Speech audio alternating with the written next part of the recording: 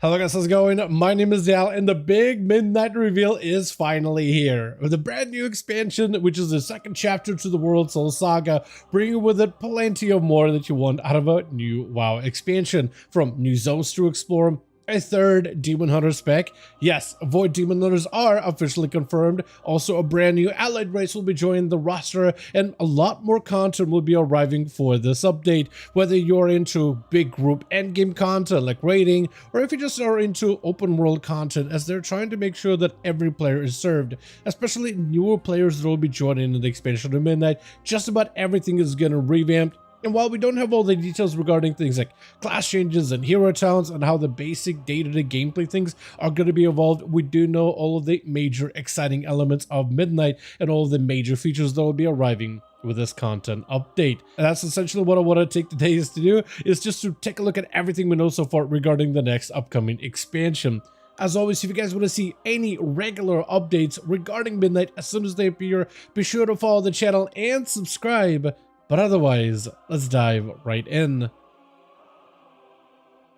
The first thing we can go over is the fact that we'll be getting some new zones for this expansion. And what they're doing is kind of like a Cataclysm style revamp where they are going to be taking basically the Ghostlands and Eversong Woods and even adding an island called Danas and adding it together. Maybe this little island over here will become something as well. However, outside of Zulaman, which is going to be basically a reimagined version of Ghostlands, as well as Quel'Thalas reimagined with Quel'Danas and all those things that added, Haronir is also going to be a third zone, which will be part of the Haronir homeworld, as well as a Void Storm, which looks like very similar to Koresh. Will be delving into yet another piece of somewhere out in the midst of the void, maybe way in the twisting nether somewhere, where it looks like the Shadowguard and the Ethereals still have a bit more story to tell.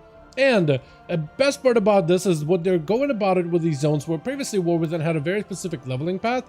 This time they're handling it very similar to Legion expansion, where you can choose to level to any of these zones at your own pace, and each one of them will have their own storylines to tell. So if you want to just jump into the gorgeous city of Silverman and Quel'Thalas itself, you will be able to.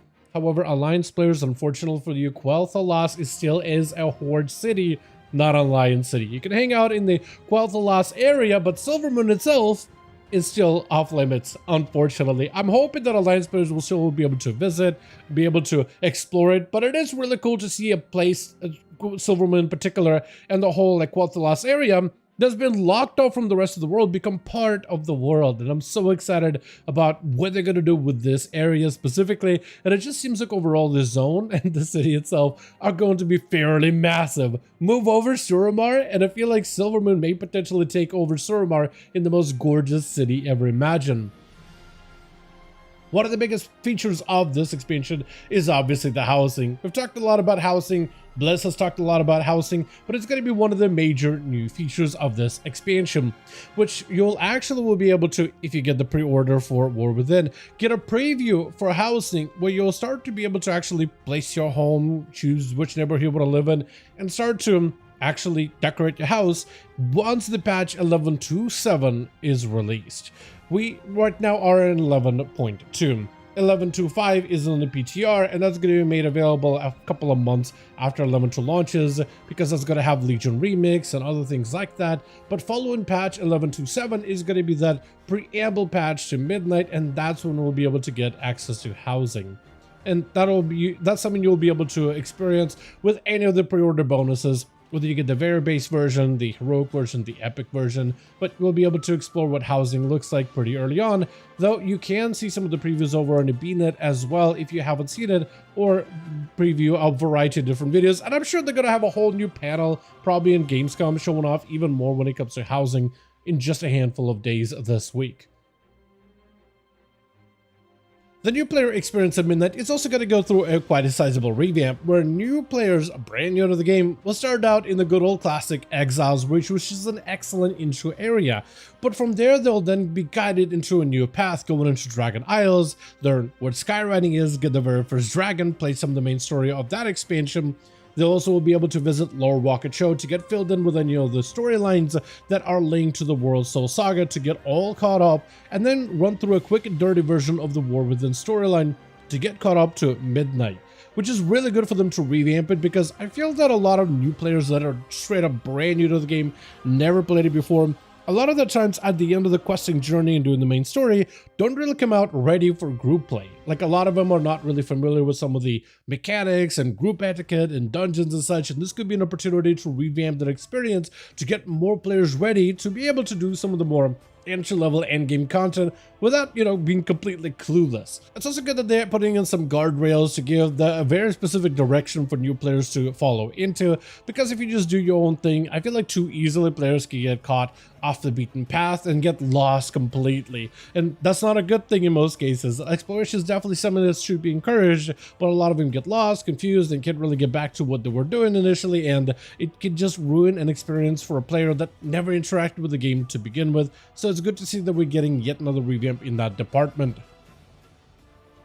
There's also a new feature called Prey, which seems like a new open world feature where we'll be hunting down powerful foes somewhere out there in the open world. And it's going to be a game of cat and mouse, as to how Blizzard describes it, where not only are you chasing that prey, but they're also hunting you at the same time. So apparently you'll actually need to use some investigative skills to find where they are, to search for them and lay a trap for them while they're also laying a trap for you. And I'm not sure if that's going to be like a scripted quest thing, or if that's going to be some crazy new like advanced AI that they're going to use as an enemy, because they do have some good AI. It's very similar to how Brand functions within Delves, except a little bit smarter than how Brand usually tends to be, especially as of this patch in particular. So I wonder what exactly they're going to include here, but it seems like a new way for them to add even more open world activities with different difficulties, as you can go for a difficulty of Nightmare for some difficult open world content, but also obtain some unique rewards. So it looks like it's a feature very similar to Delves that they're starting to put some real effort into, and I wonder if this is going to be very similar to like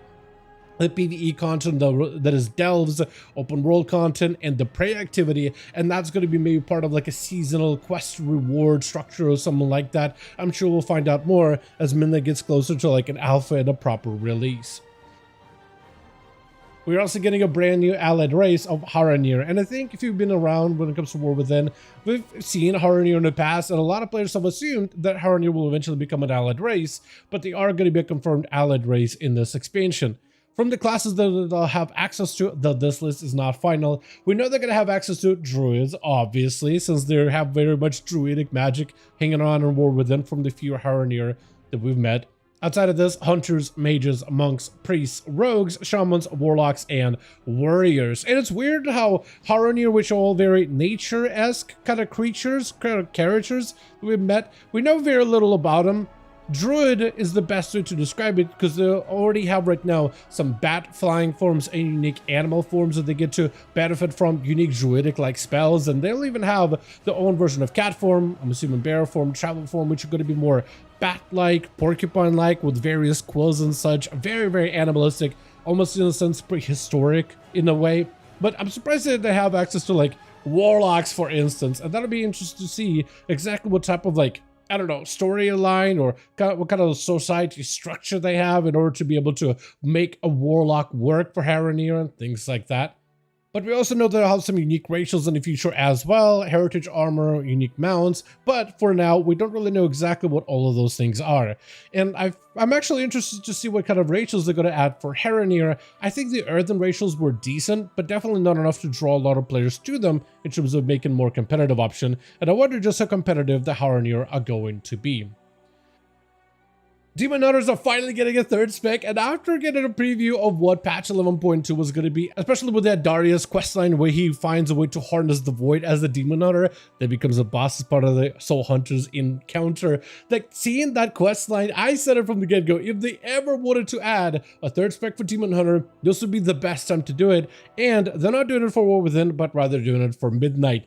The third spec is going to be Devourer, a Demon Hunter form that is infused with Void, which is going to be a mid-range DPS class, so not quite full in melee, as it's going to have some ranged abilities as well. We're not sure if it's going to be an intellect user, Leather Wearer, or an agility user. It's hard to tell, likely still an agility user like the other Demon Hunters as well. Some of the abilities they'll have access to is like Reap, where they use a scythe attack that consumes soul fragments, Void Blade on Hungering Slash, which is a melee combo with a retreat element ability at the end, Collapse the Star, which is like a big powerful finisher, so it looks like they might be able to generate soul fragments and then consume them for more powerful abilities, very similar to what Vengeance Demon Hunter can do with some of their effects. Void Ray, which is like a better version of I-Beam, as well as a Void Metamorphosis, where they'll be able to sustain that metamorphosis by consuming and harvesting souls. So it may seem like they potentially might have a different gameplay mechanic where the other Demon Hunter specs get to use Metamorphosis every 2 minutes, and they just have that duration for that short bit of time to have this empowered demonic form. But the Void Demon Hunter sounds like they might actually be able to generate more resources to prolong the metamorphosis, but it may potentially be a short one from the get-go. But if they can get really good at managing resources, they might be able to extend it beyond what most players can. It will be interesting to see exactly how they're going to play. Once again, a bit more of a preview for their abilities and how the mechanics work, as they're going to be a mid-range playstyle. Another thing that's notable about this new Demon Hunter spec is Void also finally will be able to join Demon Hunters. With the Void Demon Hunters joining the Demon Hunter roster, it does mean that Alliance now has 2 races that can play DH, while the Horde still has 1, the Blood Elves. And I'm wondering if they could potentially add maybe somebody else into that roster, maybe the Nightborn, for instance, as they are the masters of magic in general, and harnessing chaotic energies I feel like would definitely be up their alley. They can harness the arcane, and who is to doubt them for being able to harness the void potential in the future. And I wonder if that's something that they'll potentially maybe will roll out over the next few weeks. Also, as part of the Midnight expansion, we know that it's going to have some new content, like a new way of raiding. Like, instead of having just one single raid at the very start of a season, they're instead going to have 3 raids from the get-go. One is going to be called the Void Spire, which is a 6 boss encounter, basically us invading Xal'atath's main stronghold. Another is going to be called the Dream Rift, which has 1 boss encounter, which is kind of like a veil between the primordial dreams, very much linked with the Haronir faction.